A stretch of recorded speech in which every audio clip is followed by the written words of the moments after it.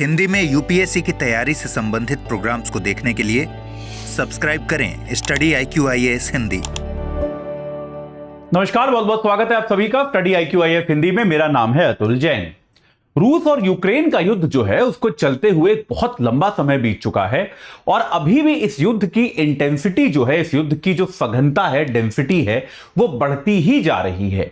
ऐसा नहीं हो रहा है जैसे एक माना जाता है कि एक लंबे समय तक युद्ध चलता है तो सभी पक्षों में एक फटीग, एक थकान आ जाती है कि यार ये युद्ध कब तक चलेगा, चलो इसमें कुछ शांति की प्रक्रिया, किसी तरह से युद्ध को, जिसको हम कहते हैं डी एस्केलेट करना, यानी कि युद्ध में उसको, उसकी गहनता को कम करने के तरीके ढूंढते हैं। ऐसा कुछ भी होता हुआ यहां पर नजर नहीं आ रहा है, जबकि इस युद्ध में निरंतर आप देखेंगे कि नई नई चीजें जो कि बहुत खतरनाक हैं वो होती जा रही हैं। तो इसी प्रक्रिया में टेलीग्राम पर कुछ आज इस प्रकार के वीडियोस आए हैं जो कि एक बड़ी खतरनाक चीज की ओर इशारा करते हैं, एक बड़े अलग तरीके के, एक बड़े खतरनाक तरीके के हमले की ओर वो इशारा करते हैं, जो कि आजकल के आधुनिक वॉरफेयर में जिन चीजों का इस्तेमाल नहीं किया जाता। ये क्या है, ये इस प्रकार का कैसा हमला यूक्रेन ने इस बार रूस पर किया है और क्या इसके परिणाम निकल सकते हैं, इसके बारे में अगले 5 मिनट में समझेंगे। लेकिन उसके पहले आपको बता दूं कि 10 तारीख से भाई हमारा प्रतिज्ञा प्लस बैच जो शुरू हो रहा है, उस पे गुरु कृपा सेल, जो टीचर्स डे, शिक्षक दिवस की जो सेल थी वो भी चल रही है। तो 22,999 में आपको ये बैच मिल सकता है। हमारे आप पोर्टल पे जाके चेक कर सकते हैं। एजे लाइव कोड लगाएंगे तो आपको ये प्राइस मिलेगा। इसमें याद रखिएगा 3 घंटे की डेली इसमें आपको लाइव क्लास मिलेगी, मेंटोरशिप मिलेगी, डेली प्रैक्टिस क्वेश्चंस मिलेंगे प्री और मेंस के क्वेश्चंस का रोज समाधान मिलेगा, प्री और मेंस दोनों की टेस्ट सीरीज मिलेगी। प्री का टेस्ट हर हफ्ते होगा और हर टेस्ट में पहली रैंक लाने वाले विद्यार्थी को 11,000 रुपए दिए जाएंगे, तो आप जीत सकते हैं इसको। 18 किताबें और सिलेक्शन बॉक्स जो है वो आपको आपके घर पे मिलेगा और अगर आप प्री क्वालिफाई करते हैं तो आपको जो है हम दिल्ली बुलाएंगे, रहना खाना पढ़ना सब कुछ फ्री होगा और जो भी फीस आपने इस कोर्स की दी है सारी आपको रिफंड भी हो जाएगी। तो आज ही इस बैच से जुड़िए। अमृत उपाध्याय सर इस बैच को शुरू करने वाले हैं पॉलिटी के साथ, इस मौके को छोड़िए मत। चलिए भाई, तो एक सामान्य युद्ध जो होता है वो तो चलता ही रहता है, ये बात हम जानते हैं। लेकिन आज क्या हुआ है, टेलीग्राम पर कुछ वीडियोस आए हैं। मैं आपको पहले ही बता दूं कि ये कोई आधिकारिक खबर नहीं है, लेकिन टेलीग्राम पर कुछ वीडियोस आए हैं और उन वीडियोस में ऐसा कुछ डेट नहीं बताया गया है कि वो कब का है। लेकिन टेलीग्राम के जो वीडियो हैं वो क्या दिखाते हैं कि एक जो है यूक्रेन ने क्या किया, रूस पर ड्रोन से हमला किया। यूक्रेन ने रूस के कई क्षेत्रों में, जिसमें खार्किव का क्षेत्र खास तौर पे शामिल है, खार्किव के क्षेत्र में यूक्रेन जो है वो ड्रोन से थर्माइट गिरा रहा है। तो थर्माइट को गिराकर इससे हमला करने की कोशिश करी गई है। तो थर्माइट बेटा होता क्या है? थर्माइट एक प्रकार का धीरे धीरे जलने वाला सब्सटेंस होता है। इसके बारे में आपको बताऊंगा। देखिए, आमतौर पे युद्धों में क्या होता है, आप दूसरे देश पर विस्फोटक पदार्थ फेंकते हो। विस्फोटक पदार्थ क्या होता है, वो तुरंत जल जाते हैं, धमाका हो जाता है और जो भी नुकसान होना होता है वो हो जाता है। लेकिन थर्माइट क्या है बेटा? ये एक अलग प्रकार का एक हथियार है जिसका असर धीरे धीरे होना शुरू होता है। ये आप ऐसा समझिए कि आप पिघली हुई धातु जैसे किसी क्षेत्र पर गिरा रहे हैं, ऐसा असर आपको थर्माइट का देखने को मिलता है। थर्माइट में क्या होता है? एल्यूमिनियम का पाउडर होता है,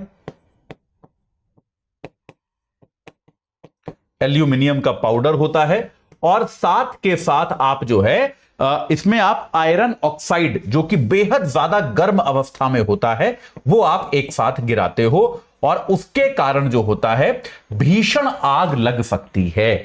इससे क्या होता है, आपने जहां वनस्पति पर गिरा दिया वो पूरी वनस्पति खत्म हो जाती है। आपने अगर लोहे के सामान पर ये गिरा दिया, जैसे मान लीजिए कहीं पर रूस के टैंक थे, आपने उन टैंकों के ऊपर अगर थर्माइट गिरा दिया तो वो टैंक, बंदूकें, जो भी होगा वो अब काम करना बंद कर देगा, क्योंकि आपने पिघली हुई धातु जो है उसके ऊपर गिरा दी है, जो कि कोई काम नहीं कर सकती। ये बात समझ रहे हैं आप? तो पिघली धातु के इस हमले के कारण ये जो है आमतौर पे आप उस क्षेत्र को खराब कर देते हैं, उस क्षेत्र की जमीन को बंजर कर देते हैं, वहां की सारी वनस्पति को जला देते हैं और अगर आपने किसी हथियार पर गिराया तो निश्चित तौर पर वो हथियार भी बर्बाद हो जाता है। ये मेरे ख्याल से बताने की आवश्यकता नहीं है कि अगर आप मानव की, जहां पर मानव रहते हैं, जहां पर लोगों की बसावट है, अगर आप वहां पर इसका प्रयोग करेंगे तो बेहद दर्दनाक मौत जो है वहां के लोगों की हो सकती है, यह भी एकदम तय है।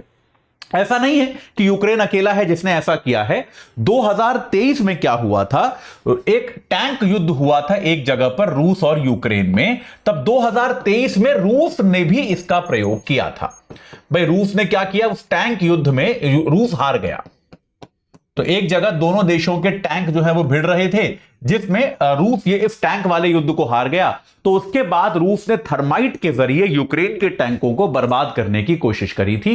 यानी कि इसमें दोनों पक्ष ही गिल्टी हैं, दोनों पक्ष जो हैं उन्होंने इसका प्रयोग किया था। पहले रूस ने किया था, अब यूक्रेन ने भी, ये कहा जा रहा है। हालांकि अपुष्ट वीडियो है, कोई तारीख नहीं डाली गई है, कोई यूक्रेन ने आधिकारिक तौर पर इसको स्वीकार भी नहीं किया है अभी तक, लेकिन तब भी यह माना जा रहा है कि खार्किव क्षेत्र में अब यूक्रेन ने भी इसका प्रयोग करना शुरू कर दिया है।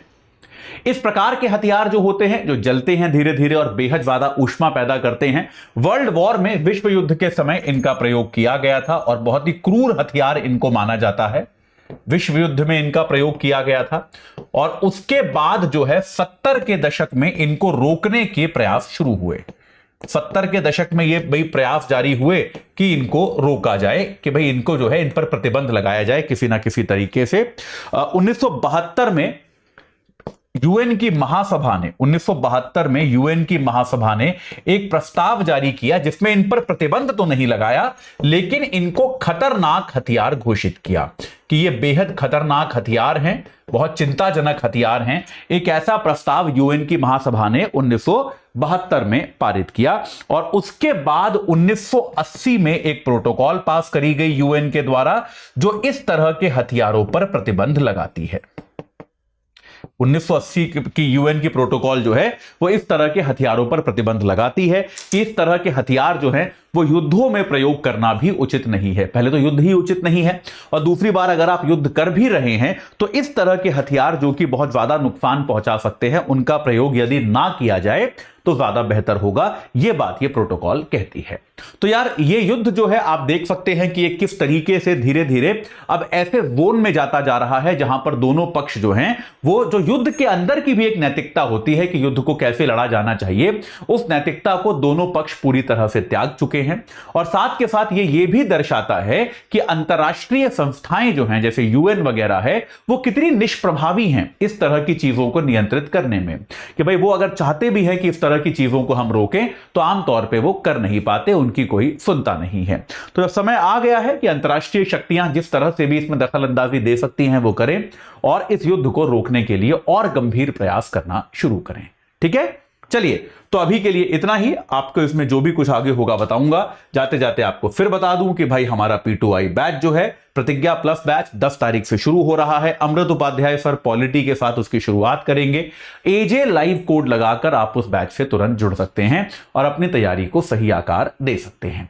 इस चर्चा से जुड़ने के लिए आप सभी का बहुत बहुत धन्यवाद। हिंदी में यूपीएससी की तैयारी से संबंधित प्रोग्राम्स को देखने के लिए सब्सक्राइब करें स्टडी IQ IAS हिंदी।